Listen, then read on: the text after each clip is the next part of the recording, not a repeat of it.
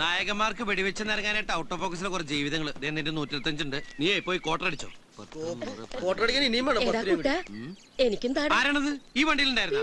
എന്റെ പേര് ശാരദ. ഓ ഉർവശി ശാരദ. ഞാൻ നോക്കിയപ്പോഴാണ്ടേ.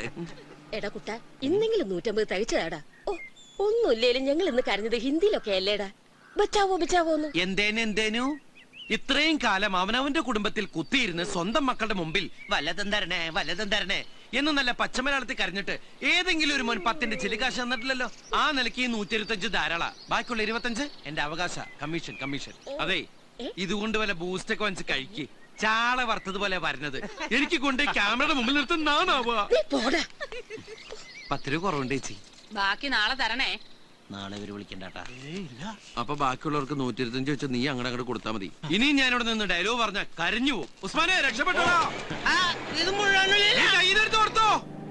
ദിവ്യ മോള് പിടി. മോക്കുള്ളത് സുന്ദരൻ. അല്ല ഇതെന്താ 125? എന്റെ എക്സ്ട്രാ 100 എവിടെ? എക്സ്ട്രാ 100? നീ എന്റെ ഡബിൾ റോൾ അഭിനയിച്ച? അതെ ആനന്ദകുട്ടേട്ടാ, ഇങ്ങോട്ട് നമ്പർ ഇടല്ലേ. 3-4 കൊല്ലം മുമ്പ് ഇയാള് ചായപ്പൊടി കച്ചവടത്തിന് ഇറങ്ങിയപ്പോ അവിടുത്തെ ഓഫീസ് സ്റ്റാഫായി കയറി വന്നോളാം ഞാൻ. എന്തായിരുന്നു ഐശ്വര്യം. 3ന്റെ അന്ന് പൂട്ടിയില്ലേ? അത് പൊട്ടിപ്പൊളഞ്ഞ് പിന്നെ ഷർട്ട് കച്ചവടം തുടങ്ങിയപ്പോഴും സെയിൽസ് ഗേൾ ആയിട്ട് നീ എന്റെ കൂടെ ഉണ്ടായിരുന്നു. അതും 3-ാം ദിവസം പൊട്ടിപ്പൊളിഞ്ഞ് ഇപ്പതാ ജൂനിയർ ആർട്ടിസ്റ്റായി മലയാള സിനിമയെ പരിപോഷിപ്പിക്കാൻ ഇറങ്ങി തിരിച്ചപ്പോഴും ഇവള് നിന്റെ കൂടെ ഉണ്ടെന്നല്ലേ നിന്റെ അടുത്ത ഡയലോഗ്. എന്തേനു? എന്റെ ഡയലോഗ് താൻ പറഞ്ഞ തന്റെ ഡയലോഗ് പറയാൻ പിന്നെ താനുണ്ടാവില്ല കേട്ടാ.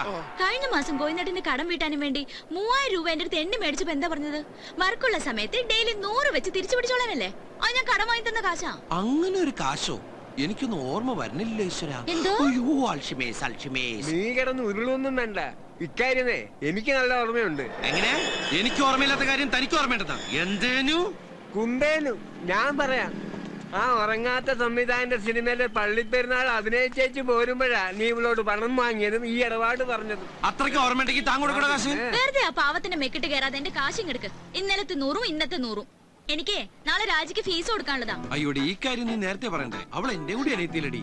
ആ ഫീസ് ഞാൻ കൊടുക്കും. കിട്ടുമ്പോ അടുത്ത മാസം ഒരുമിച്ച് വണ്ടി വിടാം. നീ എന്തിനോട് ഒറ്റയ്ക്ക് ഇങ്ങനെ കുടുംബഭാരം ചുമക്കണത്? ഞാനും ഇല്ല നിന്റെ കൂടെ. അതൊക്കെ പോട്ടെ. എന്തായാലും ഇന്ന് നീ ആ പർദ്ദക്കിട്ട് ഹിന്ദി ഡയലോഗും പറഞ്ഞ് കരഞ്ഞു ഓടി വരണ കണ്ടപ്പോ ബോംബെ സിനിമയിലെ മനീഷ കൊയ്രാളെ എനിക്ക് ഓർമ്മ വന്നത്. ശരിക്കും? ഹീറോയിന്റെ സ്റ്റോപ്പ് എത്തി. അയ്യോ എന്റെ ചിട്ടിക്കാശ്. അത് 500 കൊല്ലം കുറെ ആയാലും നമ്മൾ തമ്മിൽ കാണാൻ തുടങ്ങിയിട്ട്. ഈ കാശ് പോക്കറ്റ് അടിച്ചു പോയി കരുതിയാ മതി. എന്റെ മോൻ പോയി കിടന്നുറങ്ങ്. എത്ര കിലോമീറ്റർ ഞാൻ പിടിച്ചെന്നതാ. ആ റൊമാൻറ്റിക് ആയതാ കുഴപ്പമായത്. മലയാള സിനിമ നീ നാൾ വാഴ്ത്തി. AMMA, MACTA, chamber, film producers association, distributors association, പല പല ഫാൻസ് അസോസിയേഷൻ, ഇങ്ങനെ മലയാള സിനിമയെ പരിപോഷിപ്പിക്കുന്ന എല്ലാ സംഘടനകൾക്കും ആയുരാരോഗ്യ സൗഖ്യം നേരുന്നു. ചന്ദ്ര, ഇവനിതെവിടെ പോയി? ഇവിടെ ഇരിപ്പുണ്ടായിരുന്ന ചന്ദ്രൻ കാരോത്തുപടി ചെറ്റേ. ഒരു നല്ല കാര്യം നടക്കുന്ന ഈ ശുഭമുഹൂർത്തത്തിലെങ്കിലും നിനക്ക് സഭ്യതയോട് സംസാരിച്ചൂടെ കുട്ടാ? ഓടത്തിണ്ടി. നീ സഭ്യതയുടെ അതിർവരമ്പുകൾ വീണ്ടും ലംഘിക്കുന്നു കുട്ടാ. ഈ നഗരത്തിന്റെ പെരുമാറിൽ നക്ഷത്രങ്ങളെ സാക്ഷി നിർത്തി ഞാൻ മലയാള സിനിമയ്ക്ക് വേണ്ടി പ്രാർത്ഥിച്ച് ഈ കുരുതി ജലം പാനം ചെയ്യായിരുന്നു. അറിയോ നിനക്ക്? മലയാള സിനിമയ്ക്ക് കൂട്ടക്കരച്ചിൽ നടത്താൻ വേണ്ടി രാവിലെ നിന്നെ വിളിച്ചപ്പോ ഇതൊന്നായിരുന്നില്ല നിന്റെ ഭാഷ. അപ്പൊ ഞാൻ ഇംഗ്ലീഷ് ഭാഷയിലേക്ക് സംസാരിച്ചത്. രാവിലെ ഇംഗ്ലീഷ്, ഉച്ചക്ക് ഹിന്ദി, വൈകിട്ട് ബ്ലഡി മലയാളം. അതാണ് എന്റെ ശീലം. എന്റെ ശീലം നിനക്കറിയാലോ. എവിടെ നിന്ന് കിട്ടിയടാ നിനക്ക് ഡ്രൈ ചിക്കനും ബ്രാൻഡിയും? ഈശ്വര, കാലത്ത് ഞാൻ പോകുമ്പോ ജോസഫേട്ടിന് കൊടുക്കാനുള്ള ഡെയിലി അടപ്പ് 300 രൂപ മുറിയിൽ അൽമാരിൽ വെച്ചിട്ടാ പോയത്. നീ ഇത് അടിച്ചു മാറ്റോടാ. കൂടെയുള്ള ജൂനിയർ ആർട്ടിസ്റ്റുകളുടെ 25-50 കൊങ്ങ കുടിച്ചുണ്ടാക്കുന്ന നിന്റെ തൂറ്റ സമ്പാദം അടിച്ച് മാറ്റിട്ട് വേണ്ട ചന്ദ്രക്കാരോത്തുമണിക്ക് ബ്രാൻഡി അടിക്കാൻ. പട്ടി, തണ്ടി, നാറി, ചെറ്റ. നല്ല സഭ്യമായ ഭാഷയിലൊക്കെ സംസാരിച്ചൂടെ നിനക്ക്? ഞാൻ അല്പം മോശം ഭാഷ സംസാരിക്കുന്ന നിനക്ക് കേൾക്കാൻ സൗകര്യമില്ല.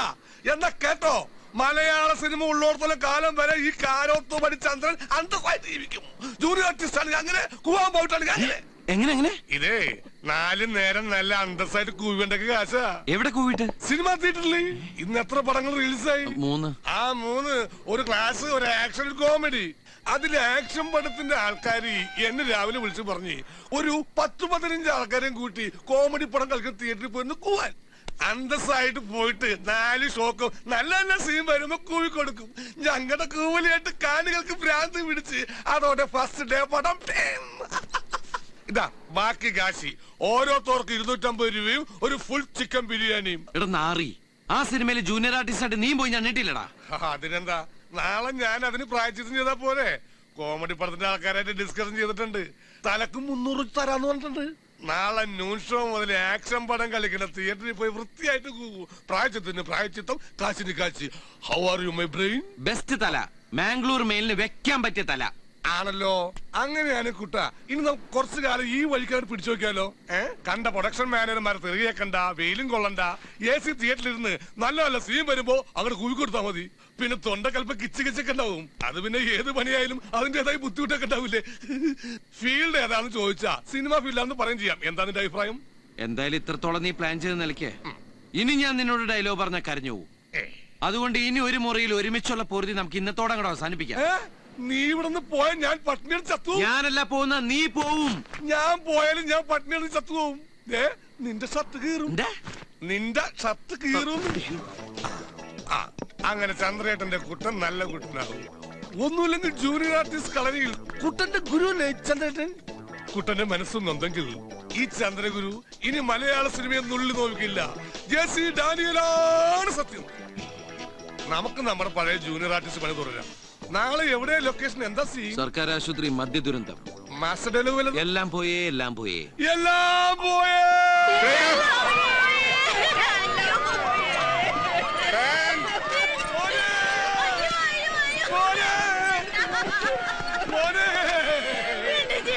ഡാഡിയുടെ പൊന്നു മോനെ, കോളേജിൽ പറഞ്ഞത് മദ്യം മദ്യപിക്കാനായി. എന്താ കാണിക്കുന്നത്? ഒന്ന് പറഞ്ഞു. ശരി സാർ. എടോ ശവമേ, ഈ ശവല്ല തന്റെ മോൻ, ആ ശവമാണ് തന്റെ മോൻ. അച്ഛന്റെ പ്രായമുള്ള ഈ ശവത്തെ കയറണോ താൻ മോനെന്ന് വിളിച്ച് കയറണത്? കൊള്ളയിലും നല്ല ശവത്തിനൊക്കെ സെലക്ട് ചെയ്തെടുത്താ. സെലക്ട് ചെയ്ത് നീ ആരടാ? അവര് പറഞ്ഞോട് കേട്ടപ്പോരെ. സാറേ, ഇവന് ഉച്ചക്കുള്ള ചോറ് കൊടുക്കണ്ട. സിനിമന്റെ ചോറ ആദ്യം തൊട്ട് കിടക്കണോ? താൻ വെള്ളടിച്ച് തട്ടിപ്പോയ ശവാണ്. ലോ ഷാജി, അയാളുടെ വായിൽ കുറച്ച് കൂടുതൽ പതടിച്ചു കൊടുത്തേ. എന്താടോ പദദുരന്തം? പഴയ പൊസിഷൻ, പഴയ പൊസിഷൻ, പഴയ പൊസിഷൻ. അക്ഷൻ, ഈ പ്രൊഡക്ഷൻ കൺട്രോളർ എബ്രഹാം ഇങ്ങനെ സാറിന് വിശ്വസിക്കാം? നശിപ്പിച്ചു. ഫ്രെയിമിൽ കറിയുന്നതാണോ തന്റെ ഫോൺ വിളി? 4-5 ഫോൺ കൊണ്ട് നടന്നിട്ടെന്താ ഒരു ഗുണമായിട്ടില്ല താനും. നിന്റെ കൺട്രോളിംഗ് ഒക്കെ ക്യാമറയുടെ പുറകിൽ മതി. മറിയിക്ക്. സോറി സാർ, ഒരേ സമയം 4 പടങ്ങൾ ഒരുമിച്ചാണ് സാർ ഞാൻ കൺട്രോൾ ചെയ്യുന്നത്. അതിന്റെ ടെൻഷനിൽ എന്റെ കൺട്രോൾ പോയതാ. ഒരു നിമിഷം ഞാൻ ജോഷി സാറിന്റെ ലൊക്കേഷനിലായി പോയി. Don't repeat. മാറോ. ആക്ഷൻ.